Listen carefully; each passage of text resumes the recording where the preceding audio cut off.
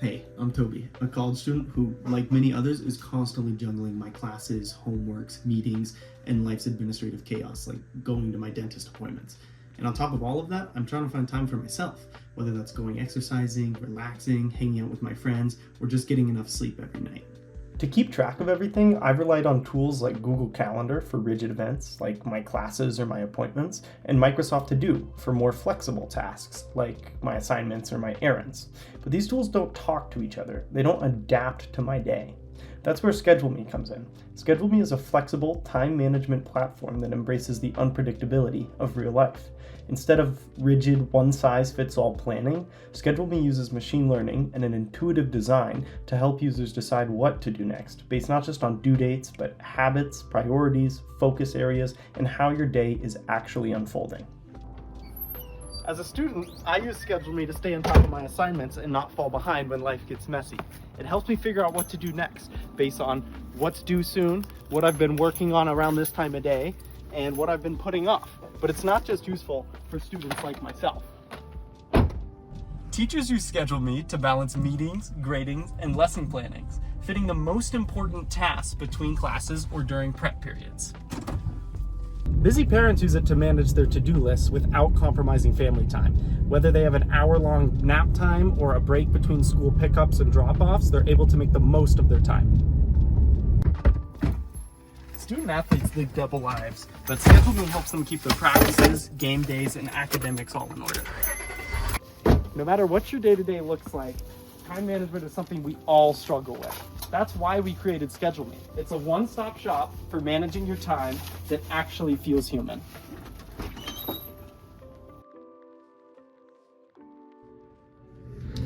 Hi, I'm Rachel and I'm the front-end developer of ScheduleMe. So we're going to first start on the login page. We're going to log into our account as a freelance artist. And once you log in, you can see that we landed on this calendar page, but we're going to talk about that later. We're going to move over to the to-do list. So on the to-do list, we can see that we have a couple of tasks, such as picking up a new brush, walking the family dog, sweeping the kitchen. But for now, we're going to create a new task to add to our to-do list. So a task can be like sketching. We can show options to show more options for this task. We can add tags such as like art, a new location. We can also add additional tags, and priority notes, and we can also set a due date for a task that we like.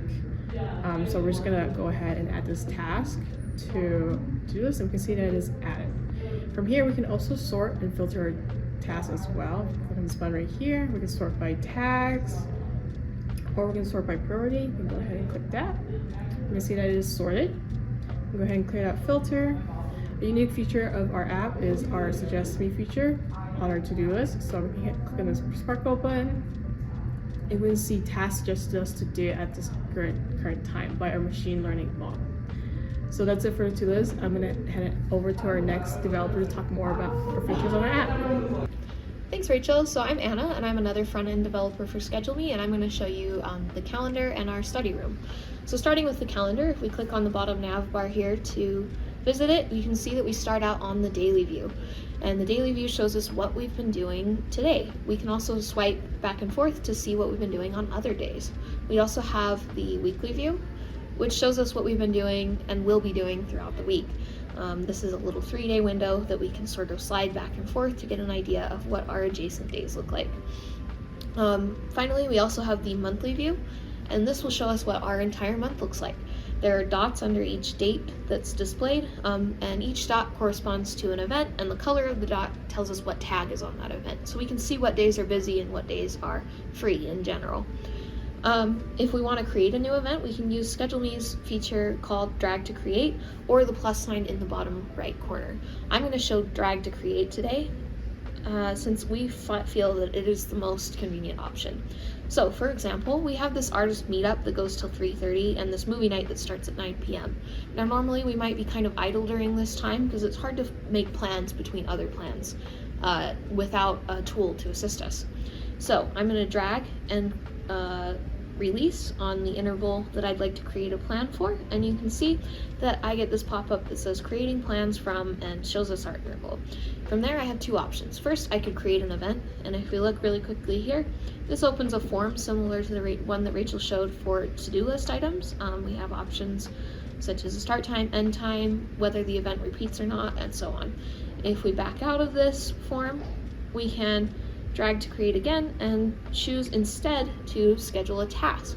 So tasks on our to-do list, while they don't have a non-negotiable start and end time, still might be things that we want to put on our calendar and make a commitment to work on once we know what our schedule is starting to look like. So here I can look through my to-do list and see that I have a lot of options here. I'm feeling some decision paralysis. I don't know which of these is the best thing for me to work on, so I'm actually going to use ScheduleMe. What ScheduleMe will do is it uses machine learning to figure out what I usually work on during this time, what I usually work on in general, and come up with the best suggestion for me. And today it's saying, go ahead and walk the family dog. I like that idea, so I'm going to click that task, click scheduled task, and you'll see that it shows up on my calendar. And the appearance is slightly different than the rigid tasks around it because it is not a rigid commitment. Finally, if we pop over to the study room, this is another tool that we have to help you focus once you've made a commitment to work on something.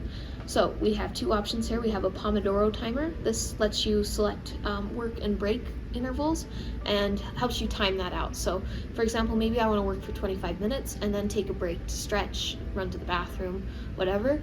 The Pomodoro timer helps me keep track of that. Then once the 5-minute break is up, then it'll take me back to the work timer and so on until I'm done with my task.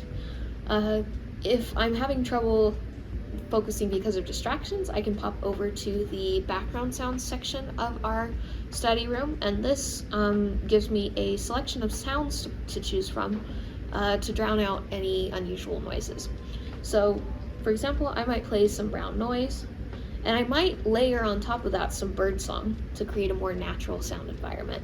Or I might like to listen to smooth rain or some lo-fi music. With that, that's all of the key features in our app, and I'm going to hand it off to another team member to talk about logistics.